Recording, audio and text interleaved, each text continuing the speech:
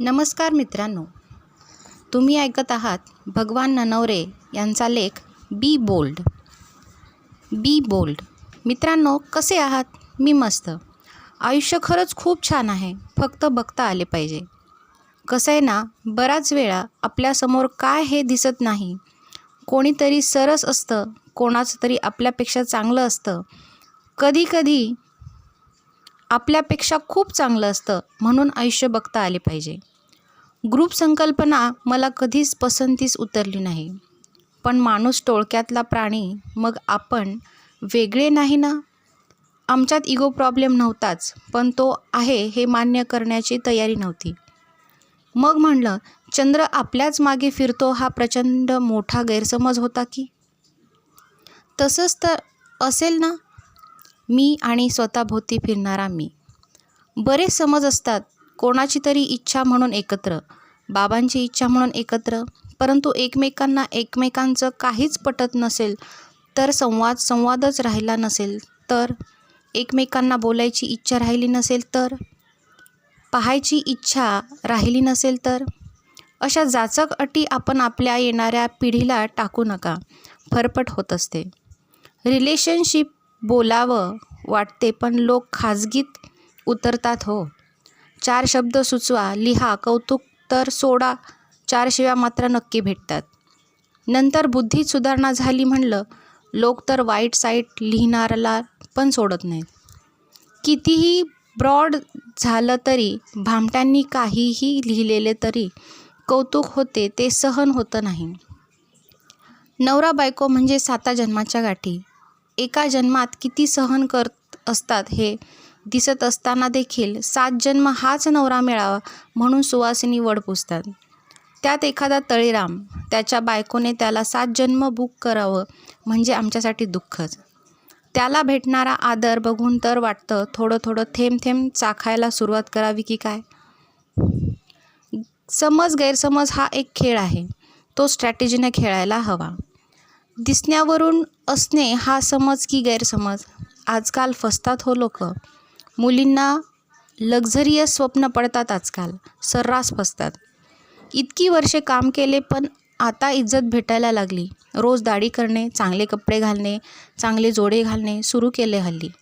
बंद घडी, बंद पेन, कमी रेंजचा जोडा फक्त तो नवा यामुळे दिसतो, कारण तो 6 महिने चालतो. बंद घड्याळाचा बेल्ट खूप चमकतो म्हणून हातात असते. कोणी वेळ विचारले की हातातील मोबाईल आहेच की. पेनचे ढक्कन छान पॉलिश केलेलं आहे म्हणून तो अडकवलेला असतो. चालतो म्हणून नाही, तर त्यात शाई हवी ना. एकदा व्हायला तो घोळ झाला ते वेगळं.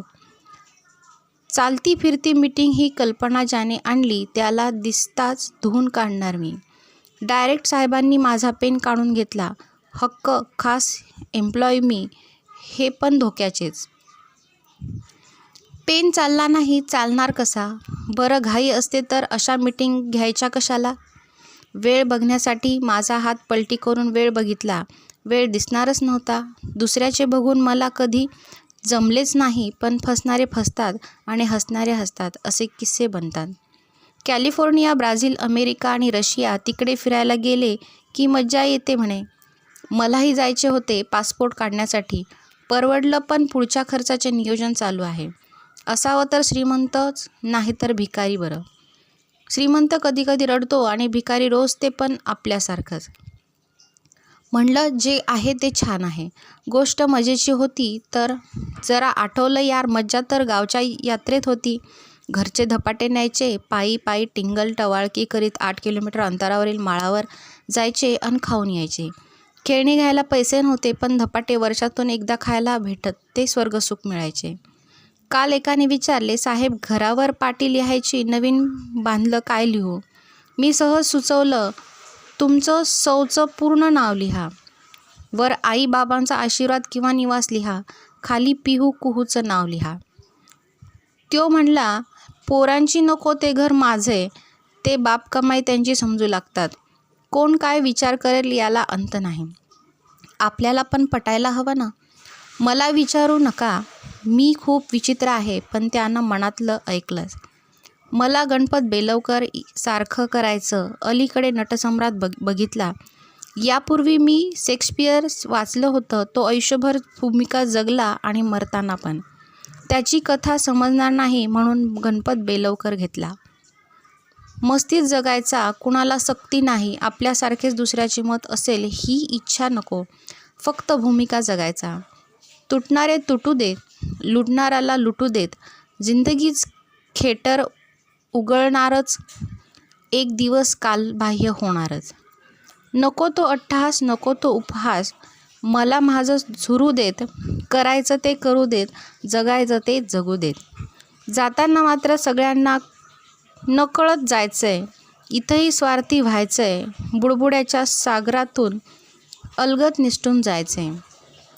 मीच तो, मीच हा. सिंहासनही माझं. राजाही मीच, प्रजाही मीच. या लफड्यात नकोच माझा पप्पा, माझा नवरा. हा तात्पुरता खेळ नकोच. भूल देऊन निघून जायचं. कमवले ते स्वाधीन करायचं. हा गेलो अन आलोच. साहे स्पष्ट बोला. मी म्हणलो जवानीत तर माज करतोय. म्हातारपणी पण म्हातारपणाचा माज करायचा. काही झाले तरी हा माज शेवटपर्यंत न्यायचा. तो म्हणला कोणता? मला कोणाची गरज नाही. मी माझा समर्थ आहे. मजबूर होऊन मरायचे नाही मला. मरताना पण मी जबाबदार आहे हे मला कळले पाहिजे. कोणावरही कसलीही कर्ज किंवा उपकार ठेवून जायचं नाही. हिशोब नील. माझा धर्मही तेच सांगतो. काही आणलं नव्हतं, काही घेऊन जायचं नाही. बी ब्रॉड. भेटली मैत्रीण मज्जा करा. नशिबाने लग्न झाले तर मजा करा. पुरुषार्थ करा. पुरुषार्थ म्हणजे प्रयत्नांची पराकाष्ठा. आजकाल पराकाष्ठा ओढून घ्यायची पद्धत निघाली. तेथून वाचता आले तर बघा. नाही तर जगायचे राहून जाईल. सिंगल यांनो, आयुष्य रंगमंच आहे रे. मी पण तुमच्यासारखेच जगलोय. फुलातून आतून दाभण टोचायची पद्धतच आहे. काल मी होतो, आज तुम्ही आहात. आता एक नीट विचार. लेख आवडला तर नक्की लाईक कमेंट करा. अजून एक महिनीच विचार. आपलाच हॅम्लेट शेक्सपियर असं काहीही नसलेला फाटका लेखक भगवान ननवरे.